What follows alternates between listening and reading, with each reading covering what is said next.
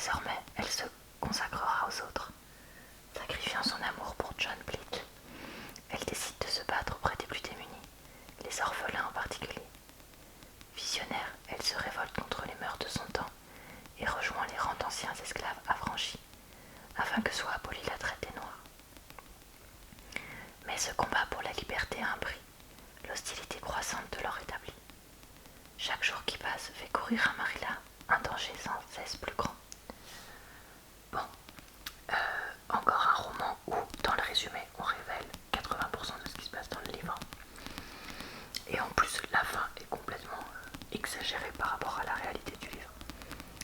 Mais bon, écoutez, hein, ça, je le dirai, j'ai l'impression à chaque vidéo, hein, les résumés, c'est vraiment soit il n'y a rien, soit il y a tout. Mais on n'est jamais avec la confiance. Alors, je vais vous lire un petit peu du roman pour que vous puissiez voir comment est-ce qu'il a été écrit, afin de vous faire votre propre avis. 1876. Ce mois de mai, pluvieux et froid, avait eu un goût d'hiver plus que de printemps. Les pommiers, cerisiers et pruniers, d'habitude resplendissants, parsemaient de leurs fleurs le toit à deux pans et recouvraient les corniches des pignons verts, sans que personne ne s'en aperçoive. Marilla et Matthew travaillaient côte à côte, tels des chevaux munis d'œillères, labourant la terre sans se soucier de rien. La régularité de leurs pas les menait vers l'avenir. Il fallait accomplir les tâches de la ferme, recoudre les boutons tombés, pétrir la pâte pour faire le pain. La journée était bien remplie. Demain arriverait, imprévisible comme toujours. Il ne servait à rien de s'inquiéter avant d'y être confronté. Et ce jour-là, l'imprévu prit les allures d'un renard roux. Il voulait sûrement s'abriter au chaud dans un endroit sec, déclara Matthew. Poussant un soupir, Marilla tamponna l'entaille sur son front avec de la main mélisse. Le picotement le fit grimacer. Matthew pardonnait bien trop facilement. Ce renard ne cherchait pas à faire une sieste, c'était après ses poules qu'il en avait, et il les aurait dévorées sans pitié, si Matthew ne l'avait pas surpris. Elle ne se pria pas de le lui dire. Nous avons la visite d'un vison dans notre poulailler le mois dernier, raconta le vieux docteur Spencer. Il a tué toutes nos poules pondeuses, sauf une. Il a effrayé nos bêtes, continua Matthew. Il se reposait dans son lit désormais.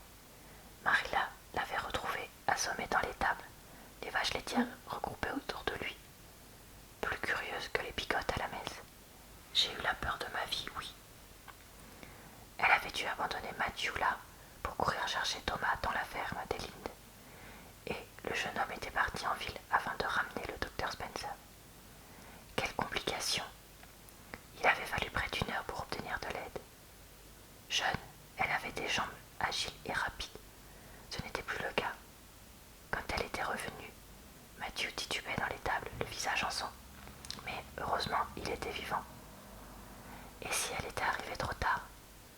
Dans des situations de vie et de mort, il est crucial de faire au plus vite. Elle avait eu maintes occasions de l'apprendre. Je me suis cogné la tête à une poutre. Ça aurait pu arriver à tout le monde. Oui, mais c'est à toi que c'est arrivé, répliqua Marilla en trempant son linge dans la bassine. La plaie traversait son front en une ligne écarlate. Par chance, il n'a rien de cassé. Juste une belle contusion, affirma le docteur Spencer en se penchant vers Matthew pour écarter une de ses paupières. Je ne vois pas de dilatation, juste une éraflure. Il vous faut un peu de repos. Marilla se leva pour jeter l'eau rose. La voix des deux hommes la suivit dans la cuisine. Vous n'êtes plus un jeune homme, Matthew. 60 ans, ce n'est pas un âge facile pour diriger une ferme tout seul. C'est votre aîné qui vous parle. Croyez-moi, ça ne fait qu'empirer. Vous n'avez jamais pensé à engager un employé à domicile. Longue pause. Marilla s'interrompit pour mieux entendre la conversation. Je ne peux pas faire vivre un autre homme sous notre toit, répondit Matthew fermement. Pas avec une sœur célibataire. Cela ne se fait pas. Bien sûr que non, pas un homme. Un garçon de ferme. Un tas d'orphelins en Nouvelle-Écosse n'attendent que de travailler pour gagner leur vie. Ma belle-sœur va en chercher un la semaine prochaine. Elle pourrait en ramener 2 sans problème. Il faut que j'en discute avec Marilla d'abord. Marilla sentit se raviver un espoir enfoui si profondément en elle qu'elle en était arrivée à se convaincre qu'il s'agissait d'un rêve. 2 petits garçons hilares autour d'un échiquier, un sapin de Noël décoré avec des baies, des mitaines devant la cheminée, un chocolat chaud et des biscuits au gingembre, le sourire de l'amour vrai, les plages de sable rouge d'Abbey Wade, des bières porte-bonheur et Easy, la chère tante Easy. Voilà, je vais m'arrêter ici pour ma lecture et vous donner mon avis sur le roman.